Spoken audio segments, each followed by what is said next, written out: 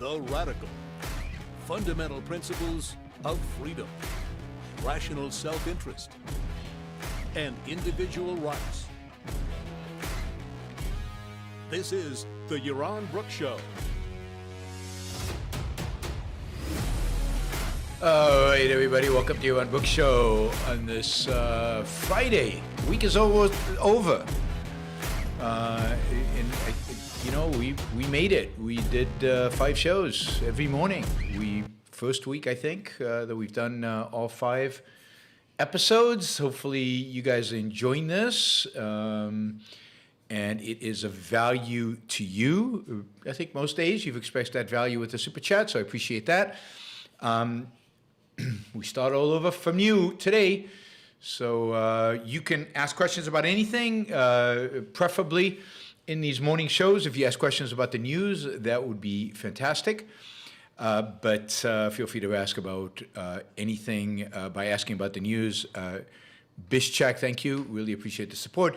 By asking about the news, you get to shape the show. You get to shape the shape of the show, what we cover in the show. All right, let's jump into this. Wow, a lot happened on Twitter yesterday. God. So, I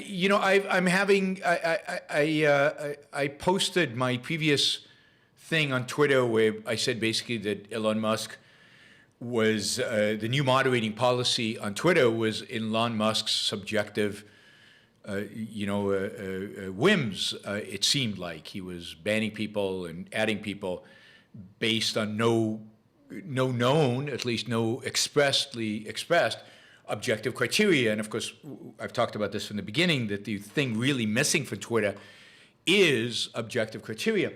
And God, the hostility that I got on Facebook to that video, it was truly unbelievable. I haven't got that kind of hostility on a video since the last video I attacked Trump, and people are hostile. And it seems like what's going on is that personality worship, that completely non-objective. Anything this guy does, I can shoot somebody in the middle of Fifth Avenue, it doesn't matter. That kind of personality, crazy worship has now transferred from Trump, although I think it's still with Trump, to Elon Musk. And this is the kind of attitude that people are expressing that suggests to me that the American people are open to authoritarianism, because it's just a matter of finding the right person to love and the right person to admire and the right person who could do no wrong, and then he gets everything. Now, I have done shows after shows after shows about the heroism of Musk. I've expressed why I think he's a good guy, when I've thought he's a good guy, and the positive actions have always been highlighted on the show. And then I dare, God forbid, I dare to criticize him. It's not hero worship. Hero worship in a real world recognizes the flaws of the hero. This is personality worship. This is the precursor to authoritarianism. This is scary stuff. This is blind worship, which obviously some on our chat also have. And I got this extensively when I criticized Trump. I mean, that was like God. I was criticizing God himself, Jesus Christ himself. And now I'm getting it with Musk, which is really interesting. And then yesterday, Musk went on this subjective, non-objective, non-transparent, not clear what he was doing rampage on Twitter. And it'll be interesting to see if they continue to defend him. I'm sure they will, blindly. Anyway, for those of you who have not been following the misadventures of Elon Musk on Twitter. Yesterday, so for a long time now, there's been this account on Twitter called Elon Jet. And what the account Elon Jet has done, and this has been known and talked about for the longest time, is it basically tracks Elon Musk's private jet and where it goes, when it arrives, when it leaves. It does so with completely public information. That is, there's nothing There's no cheating. There's no stealing private information. There's no tracking somebody in a way that's illegitimate to track. This kid, and I think he's a young guy, has basically, this is a few years now, has basically figured out how off of the web he can take publicly available information and create a tracker on where Elon Musk's jet is at any given point in time. Anyway, yesterday, that account, so Elon Musk has known about this and actually been playful about it and actually told the kid who runs this Twitter account that he has nothing to worry about, that Elon Musk is behind him and will never consider shutting him down. Yesterday, Musk shut him down. So yesterday, Elon Jet was accused of doxing, that is providing private information that can be used to harass a person publicly. And Elon Musk, out of nowhere, announced a new anti-doxing rule, although the doxing rule is not specific, it's not defined. What constitutes doxing is not made clear. So Elon Jet was taking off under the idea that providing the information of the location of Elon Musk's jet constitutes doxing. Again, a complete flip on Elon Musk's Twitter policy before that. As of yesterday night, Musk had suspended the accounts of several reporters who had reported on the story of him suspending the account of Elon Jet, and in reporting it, I guess linked to Elon Jet's account and maybe to an account on Mastodon, which is the competitor to Twitter.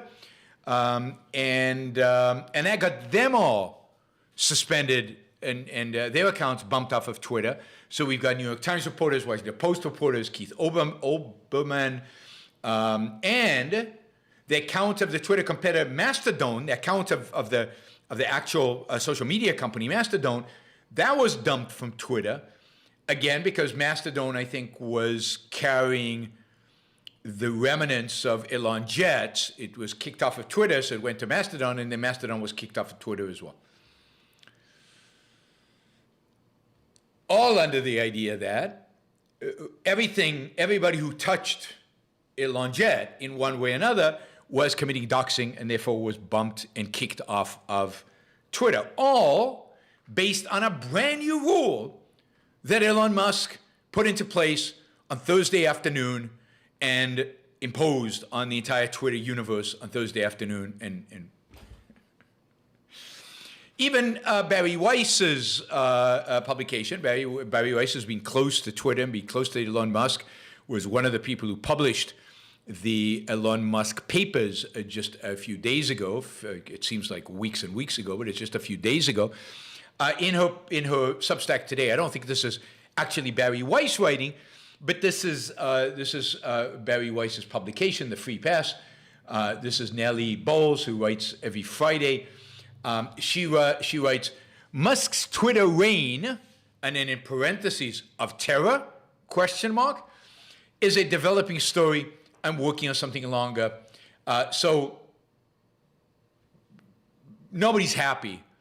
Elon Musk is showing himself to be, whim-driven, emotionalist, subjectivist, doing what he feels like doing. Indeed, what was the latest poll he's running? He's running the poll is, so he's running a poll now, and the poll will decide how long these journalists will be kicked off of Twitter for.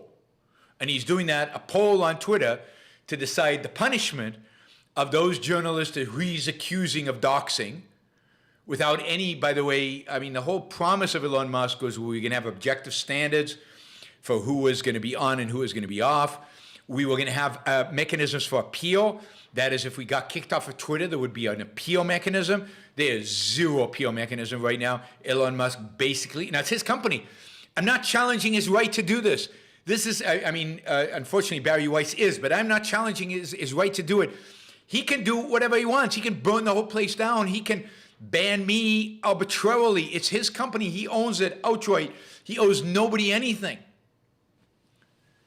But by the standards of his own presentation, by the standards of how he's presented what he wants to do with Twitter, this is a complete and utter mess. This is far removed from the kind of place for open speech that he has claimed that he wants. Again, we have no clear objective standards to what is permissible and what is not permissible. It is arbitrary and random, and some of it is just damn childish. So I don't know. I really do hope, again, that Elon Musk is successful with Twitter. I want a great Twitter.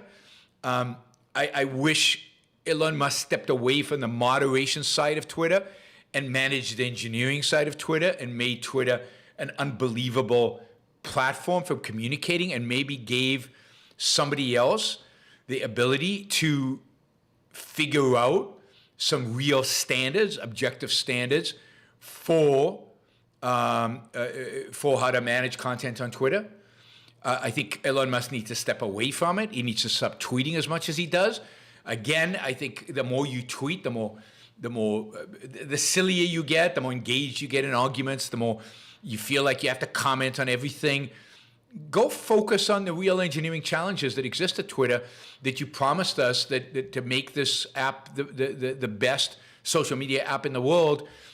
We've got a long way to go. And I have to also wonder, and this shows his commitment to this, so this is, I guess, a good thing. You know, Musk sold $3.8 billion of his Tesla stock. It was revealed when that news came out. Tesla stock took another beating. One wonders if he needs that $3 billion to keep if he's using his own personal money now to keep Twitter afloat, and probably is. And I would suggest that if he really wants to make Twitter into a profit-making business, he needs to focus on improving it, and he needs to focus on letting some professionals come in and clean up moderation so as to attract the advertisers back.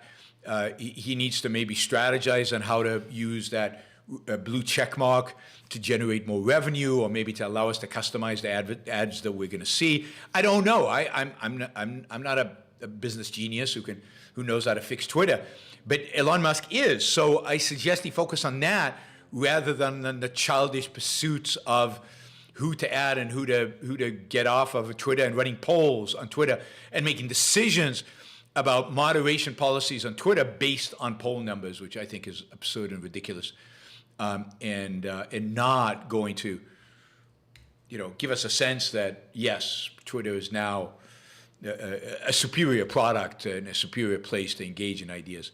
Wes, thank you for the support. Really, really appreciate it. Thank you for the rest of the Super Chatters. We'll get to the Super Chat in a little while.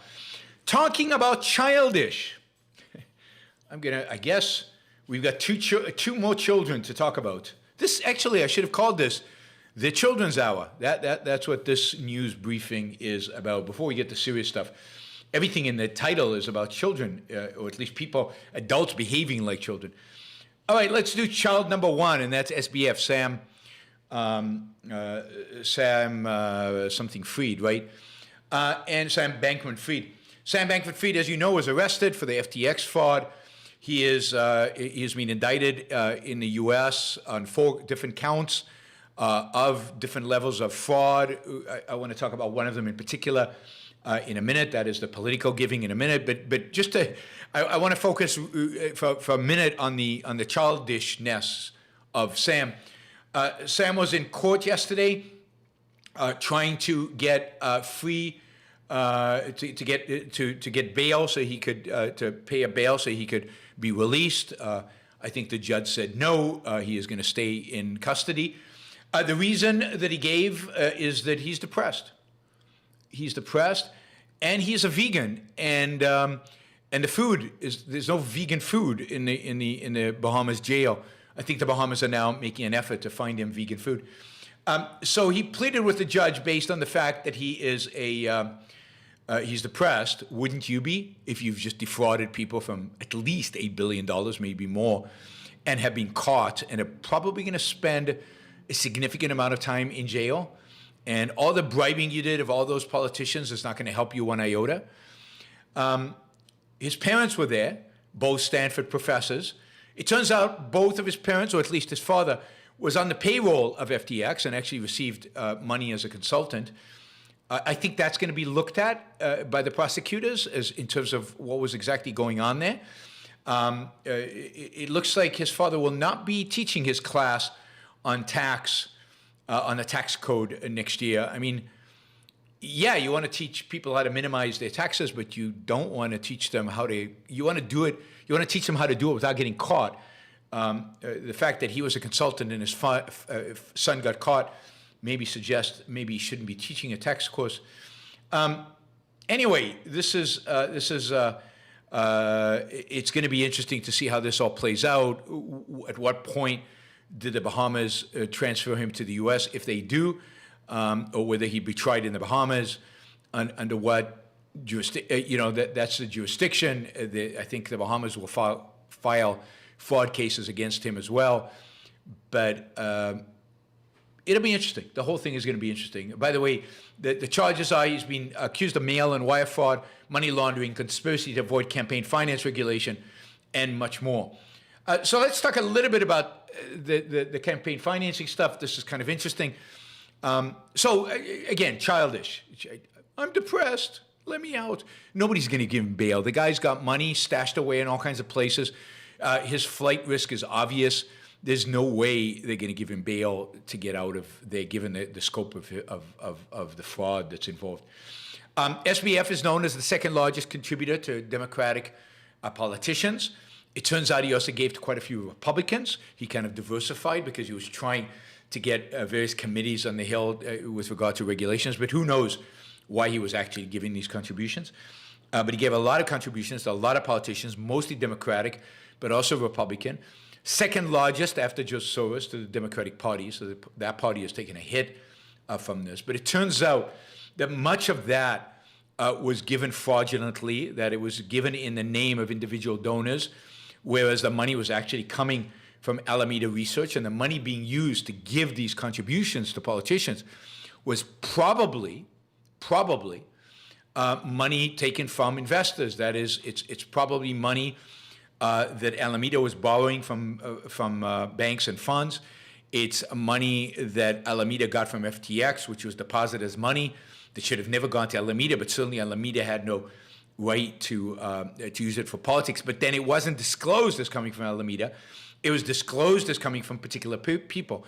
So there are real campaign finance violations here that are quite significant in terms of the law. Again, whether these laws are all legit and whether this is how it should be run, I'm not going to get into that. A lot of times financiers are accused of things like mail fraud and all these other things, and they're innocent. It's all BS. It's all trumped up charges. That was the case with Michael Milken. It was the case of many people in the 1980s. Giuliani was particularly good at accusing financiers of doing all kinds of things where they were basically did no wrong, and often his prosecutions were reversed on appeal. In this case, it's legit. In this case, I'm pretty sure, based on everything we know to date, that Sam Bankman-Fried is a crook and violated the law, and again, is probably going to go away for a long time. Anyway, so the campaign finance law, breaking the law, is going to add to that and going to add to the complications in his life. All right, we've got a Stanford University story, but I'm going to wait for that a little bit so I can get to the third child. There is a third child, and of course, the third child is former President Trump. I don't know if you saw this yesterday. This is kind of a funny Christmas story. Trump announced yesterday, on Wednesday, Trump announced a major announcement on Thursday. He was going to make a major announcement. Now, people were speculating, what's going on? Is he got some dirt on DeSantis? Is he going to not run for president? Is he going to who knows what the major announcement was going to be? People all over the place with speculation about what it could be. It turns out that the major announcement was the release and selling of Trump-branded trading cards. You can get Trump-branded trading cards for $99 a set. I've seen some of these trading cards. They would be ridiculous and absurd for any human being to have these kind of trading cards. For somebody who claims that he wants to be president of the United States, this is a unique joke. This is kind of ludicrous and pathetic. Childish is, I don't know, a compliment. They've got him in superhero uniform with a big T, Trump man, ripping his clothes apart, this muscular, amazing, ripped Donald Trump. The hyper butch, these glorifying Trump drawings, I'd say kind of, fascist-like musculature and imagery and face. It's really gross. I mean, Jennifer's absolutely right. Gross is the right word. Gross completely. And then the funny thing about all this is they're not even cards that you actually get. You're not going to get any cards. Like, they're not trading cards. They're not game cards. I mean, these are NFTs. These are actually NFTs. They are JPEGs. You get a JPEG.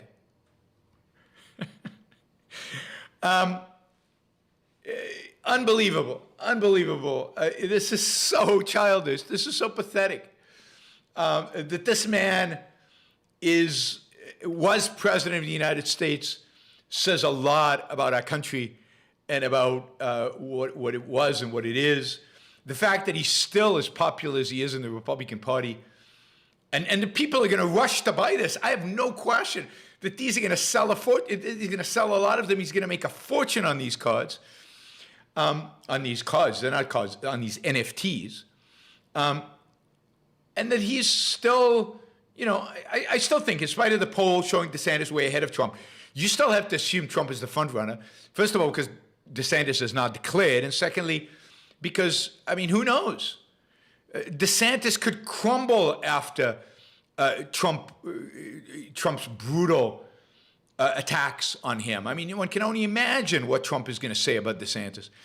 And who knows how DeSantis will handle him. DeSantis is not exactly being tested under fire from a character like Trump. So I don't know. He's still the front runner. And you got to watch this. There's a video of this announcement. I wonder if I can, let's do this, because this is just fun. And I'm committed to anything that will disqualify Trump from being president of the United States. I might as well show you this. Maybe it'll help some of you decide. See if I can find it. Some of you decide to not vote for him this time. Here it is. All right. Well, all right. Have to change that. There we go. How do you like that? That's pretty cool. Let's watch the video together. I haven't watched this yet. Oh, I'm clicking on it. Nothing happens. Okay, I guess it's just an image. But you going to vote for that guy? Good luck. All right. That image I don't want you to see. All right. So there we have it.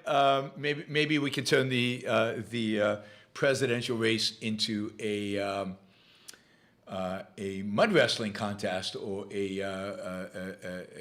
just generally a wrestling conference. Okay, let's see. What else did I have here? Yeah, we had this story. I'm going to ditch this story for a while. I've got 2 other stories, I think. Let me just see if I've covered everything. Yeah, we'll do that another time. We'll do that another time. All right, 2 stories. Quickly, one is going back to Stanford. We talked about Stanford and SBF context, but Stanford University. I don't know if this has made the news in a big way, But there is another case of scientific fraud that has been brought to the surface over the last few weeks. And this one affects the president of Stanford University, Mark Levine, Lavigne. And it turns out that he is a well-known, famous, he's a neuroscientist who made his name in a series of publications in the late in 1999 and the early 2000s. Published them in very prestigious journals and really gained a huge reputation and won prizes, the equivalent of the Nobel Prize for these studies, and built a whole reputation as today, based on their reputation, is the president of one of our leading university and one of the leading universities in the world, and particularly when it comes to STEM, this is a major place. Anyway, it has turned out that the images used on those papers, the images used in these papers that describe, I don't understand what it describes some functioning of cells, was doctored. That is, that there's evidence now being released to show that the images that they provide of the images, and this doctoring is important to the presentation of the results in the paper. That is, without these images and without now the doctored images, it's unlikely that these papers stand on scientific grounds. Now, this is not the same story. I don't think this is the same story as the story I covered a few months ago of a similar story where images had been doctored in the past for the Alzheimer's disease, where that had been done for Alzheimer's. This is something different. This is about cell, Alzheimer's is also cell, but this is something about how cell functions. So this is about neurons. I think this is different, right? All this comes out of the work of Elizabeth Bick. Elizabeth Bick is this amazing, she calls herself a scientific integrity expert. And she's a woman, I did a show on her, I think during COVID in 2020. Elizabeth Bick is this amazing scientist that specializes in finding doctored, questionable stuff in scientific papers. People refer stuff to her, she finds it herself, she then investigates, hires experts, and this is her job, this is what she does. And she's been amazing. As I said, I read up about her and did a segment on my show a couple of years ago about her, and she's truly amazing. By the way, one of the reasons I am skeptical about, very skeptical, super skeptical. Skeptical is maybe too weak a word, about all this stuff about they're hiding the real results of the vaccines. They're hiding all these people dying left and right all over the place from the vaccines, is because of people like Elizabeth Bick. Like, these are people that have dedicated their life to the integrity of science. These are people that have dedicated their life to making sure that papers are true. These are people dedicated their life to making sure that scientists and pharmaceutical companies don't get away with junk. And she's not the only one. She's just the premier example of this. And we're talking about thousands of scientists, particularly with COVID, interested in COVID. If there was really a there, it would be coming from Elizabeth Bick, not from marginal characters in the healthcare world as the people presenting the so-called evidence about the harm and the disaster that is the COVID vaccine. So, just as an aside. Anyway, this guy published 5 papers around, basically all dependent on these images that have now turned into something that they've been doctored. Bick has said, just to quote her, "I would testify in court that these are being digitally altered. This actually changes everything. It's more, it's several level of digital altering, right? So this is substantial. Now, what the president of Stanford is saying is, look, even if this is true, I wasn't involved in the images. I had nothing to do with the images, and indeed, his co-authors on the paper have all confirmed that he was not involved in the actual site of the images. He could very well be ignorant of the doctoring of the images. He was the senior author, but not the lead author, I think, on those papers. He provided other contributions. I mean, these are kind of papers that have a lot of co-authors associated with them.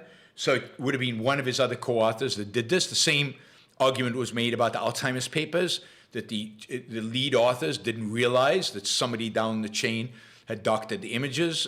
But this is a question. Was it a question about? There was a question about this. Anyway, interesting thing is that the story about the president of Stanford was broken by the student newspaper. Where's the mainstream media when you want them? The Stanford Daily. And it's been the one breaking new news as it happens. They keep finding more about this story. Sea is getting into deeper and deeper water. They just found a new image this week that is more serious than the previous images that they had found. The doctoring is more serious. So there's real issues here. Stanford has just created a committee to look into this and to decide what to do. My guess is this guy's not going to survive as president of Stanford, even if he can prove that he didn't know any of this. I mean, this is scientific malpractice at the very least, if not scientific fraud. It's sad to see. One wonders how often this happens, but it also is great to see self-correcting mechanisms. Even so, you have a self-correcting mechanism. One is peer review, and I know peer review has come under a huge attack, but peer review is a mechanism to try to catch things that are completely inappropriate, wrong, that don't make any sense. There is a bias towards status quo with peer review, so that is something that the scientific community has to deal with. But it is also inspiring to me that there are people who are looking, finding, and publicizing fraud when they see it in bad scientific papers. By the way, these papers are some of the most cited papers in neurobiology, and this one of the papers was cited or maybe all the papers were cited like 850 times. So now a lot of the people building on this research have to question how their research is affected. You see how this all stacks up and becomes super complicated for the scientific community. All right, I have one final quick story, and then we'll go to the Super Chat questions. We are a little less than halfway to our $250 goal. I think we've made it pretty much every morning, or almost every morning, so hopefully we can make it this morning as well as we go into the weekend. All right, let me see. We did this. Okay, let's do this. This is a foreign policy story, so a little different than the others. No children involved, no childish behavior involved. This is a story about Japan. Again, I don't think this is getting enough press. I think this is an important story and that it'll have consequences on the decade to come. This is kind of a long-term type story. Japan is committed now in its latest budget to raising military spending dramatically over the next few years and raising it to 2% of GDP by 2027 and then maintaining it at 2% of GDP going beyond that. Japan, this is very popular among the Japanese people, so polling suggests that this is something the Japanese people want. It is now a real commitment of the Japanese government. The Prime Minister, Fumio Kishida, has told journalists that this is something this government is committed to. They already are starting to increase the budget this budget year. What's also interesting is, the Constitution of Japan, written by MacArthur, was committed to Japan being pacifist and the military playing a minor role given Japan's history and given what it did during World War II. This is really a change to that, and whether they'll have to change the Constitution or not is not clear. But one of the things that's going to happen as far as this is that Japan is going to buy long-range missiles to be able to target missile launch sites in China and in North Korea. It's going to present this, of course, as a self-defense mechanism, but these are the kind of missiles that they've never had. They're going to buy land-to-land missiles from the United States, I think, to provide this kind of capacity to defend themselves. They are really worried about China and Hong Kong. And I think it is assumed out there in the world that Japan would be one of the countries that would actually come to the defense of Taiwan. You know, I don't know how many of you know this, but there was a period in which Taiwan was actually part of Japan. That is, I think after early 20th century war, as part of the victory, China ceded Taiwan for a few years to Japan. So Japan has some interest in the preservation of independent Taiwan. I think they're committed to it. It's in their part of the world.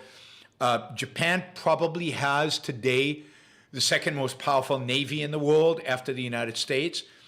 Borderline more powerful than the Chinese, maybe not. What China has way ahead of Japan are ground-to-ground missile. China has massive numbers of missiles. Of course, China has nukes, Japan does not, but even in conventional, China has the ability to just decimate Japan with these missiles, including targeting Japan's fleet. This is why the focus is going to be, I think, for Japan on ground-to-ground missiles, so they can attack the launch sites of in China and in North Korea. I also think Japan will beef up its navy. I think at the end of the day, Japan wants to have the second largest and most significant and powerful navy in the world, and it will beef its anti-missile capacity. It'll beef up its own version of a kind of an Iron Dome to protect itself from missiles coming in from North Korea or from China, and to protect its ships. There's no point in having an amazing navy if that navy is sunk by ground-to-sea missiles from Japan. All right, so I think that's going to play out significantly. I think it's a huge geopolitical kind of move. I think it bolsters the United States. I think this is not something the Chinese wanted to hear.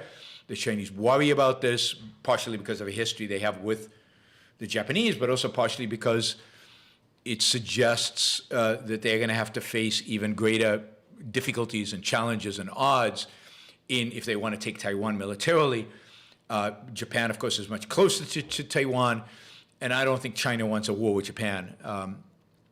Japan has the manufacturing capacity to leverage up, and of course, China and Japan have massive trade between the two.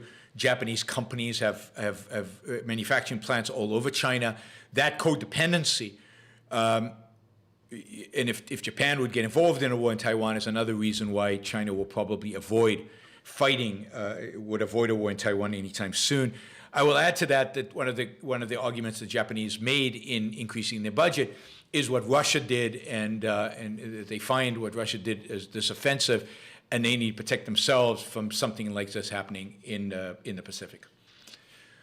All right, went over too long, at least 8 minutes too long. All right, we'll slowly get there. Krish, $200 Australian.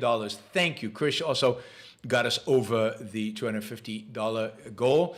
Really, really appreciate that. It's amazing how many supporters we have in Australia and how generous they have been over the last few years. So thank you.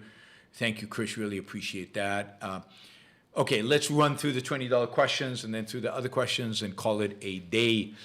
Shazbat's back. All right, hopefully, in spite of my review of Idiocracy, he's still here. Good. Question for Trump supporters. If you were to transfer your loyalty from Trump, to an idea, what idea would that be? Well, I mean, I'm going to voice my Trump supporter. I think that idea is ultimately, some form of authoritarianism. It's some form of fascism or some form of admiring a leader above all else. And because I think that's the most similar to the way they treated Trump in the way they were loyal to him. All right, Mark Banana. All right, this is new. It's a new name to me. That's great. Mark says, thanks for the show you're on. As a 27-year-old guy, single objectivist, where do you suggest meeting a young single objectivist partner? I'm losing hope with the amount of irrational young people out there. Yaron, the love guru. I don't know if I'm a good love guru. You know, last time I dated was 30-something years ago. Actually more than 40 years ago. There you go. Scary. I would say the best place is objectivist conferences. OCON, come to Athens, to the Athens conference. But OCON, I know so many couples, objectivist couples who met at OCON, who had a romance while at OCON, or had a romance right after OCON, and several of them got married afterwards and lived happily ever after. You know, it's competitive because there are more guys than girls at OCON, but what the hell? Life's competitive. You got to take a shot at it. So I would definitely come to OCON, go to the Greece conference. I don't know where you live, but maybe there's an objectivist community around where you live that you can go to. Travel a little bit, go to other places, see if, like Austin, Texas has a huge number of objectivists. Maybe if you know there's going to be an event in Austin, Texas, like there will be next month, I'll be speaking there. Uncle will be speaking, I think. Then come to Austin, Texas, and see, are there any goals out here? You just have to go. You're going to have to make an effort. It's going to take some money. It's going to take some travel. It's going to take some going places to where they are, and then figuring it out. Now, you could also meet somebody young who's not ideologically committed yet and help turn them into an objectivist. Or at least, you know, give them the fountain, like I did with my wife, give them the fountainhead to read and see how they respond. So I think there are a lot of options out there, but certainly if you're looking for an objectivist, the objectivist conferences are the best place. Objectivist events are a great place. There's so many events going on. Yeah, you should be able to find a girl at these. Again, it's going to be competitive. A lot of guys are doing this, but I think you know, you got to put yourself out there. All right, Demon. With all the fraud recently, why can't members of the government be charged with it? So many times people get elected saying one thing, then blatantly going against it. If a biz sold me something over false statements, I would sue. Yeah, you can't sue, unfortunately. You can't sue, unfortunately, a politician for false statements. Otherwise, they'd all go to jail, every single one of them. But you can't. You can sue, you can go after them when they commit real fraud. Now, I think we don't do enough of that. I think the FBI or whoever monitors this is way too lax. I think we don't pay enough attention to things like the kind of jobs people get afterwards or the kind of money they get. Hunter Biden's an example, but also, as I've said, so is, what do you call it, Trump's son-in-law, who got the $4 billion from the Saudis.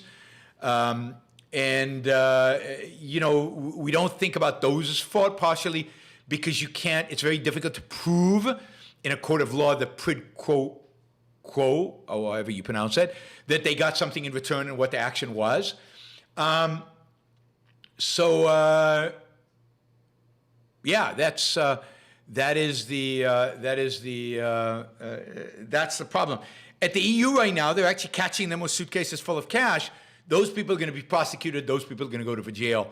Again, they're going to have to find proof of the actual transaction, and that's going to be harder than just finding the cash and assuming it's fraud. I assume they have some of that, but we will see. I wish they did that more in the U.S. Shazbat says, the way I see it, if you liked all the movies, you would review them for free.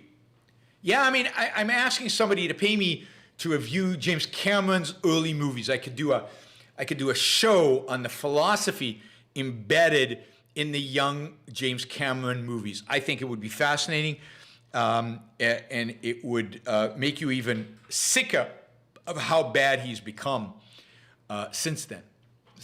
All right, John DeMarco. No question, just value for value on a rainy New York City Friday, hoping for better weather. Weather here in Puerto Rico, you should come.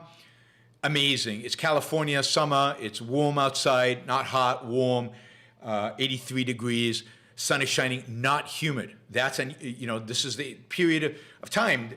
December, January, February, into March is the best weather in Puerto Rico. It's truly amazing. So you got to leave all those cold, wet places and come down here. Daniel says, how many Trump trading cards do you want me to get you? I want the whole set. The whole set, $99. it's NTF, so you don't even have to do any shipping. I guess you can just email them to me. I don't know how that works, but yes, thank you, Daniel. That's such a considerate gift. Gail says you really can't make this stuff up. I assume you're talking about Trump. You cannot. And this was an important announcement.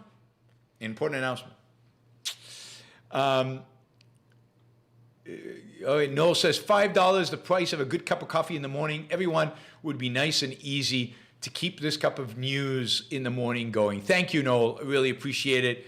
And yeah, we made our target again, so I am motivated to keep these going. I do want to keep thinking creatively about how to restructure the Iran book shows to make them, I don't know, doing 8 a week is going to be tough, but anyway, we'll see. Going into next year, I want to be creative. This is an experiment, and then we'll keep experimenting and figure out how to do this best.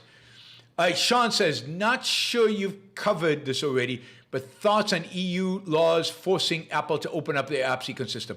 I covered this vaguely, but it's horrible. This is the same. This is laws that are going to force Apple to actually do what Elon Musk wants them to do, I guess.